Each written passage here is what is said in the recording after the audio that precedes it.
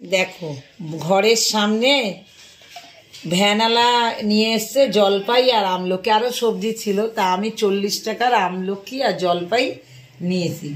নেয়ার পরে ঘরে ছিল কাজু আর খেজুর, কাজু আর আমসত্ত্ব আর একটু টুকরো টুকরো করে কেটে রেখেছিলাম, দিয়ে আর গুড় ছিল, দিয়ে এই আচারটা বানিয়েছি। দেখো 40 টাকায় 3 বোতল আচার হয়েছে। দেখো সারা বছর এই আচারটা করে রাখলে খেতে পারবে, এত টেস্টি। তার মধ্যে ধনে জিরে ডাস্ট করে গুঁড়ো করে একটু নামাবার আগে ছিটিয়ে দিয়েছি। একটু লঙ্কা দিলে ভালো হতো, যেহেতু বাচ্চারা খাবে ওই জন্য লঙ্কা দিইনি।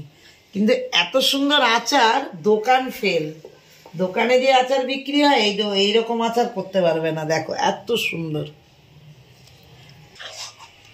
এই 3য় বয়ম, এই দেখো ভর্তি হয়ে গেল। মেয়ে বলছে এখনই দাও, একটুখানি খুন্তিটা চাটবো। জানো তো এত সুন্দর আচার, আমারও লোভ লাগছে, কিন্তু আমি খেলে তো হবে না, আগে ঘরের লোক খেতে হবে তারপরে, বুঝেছো?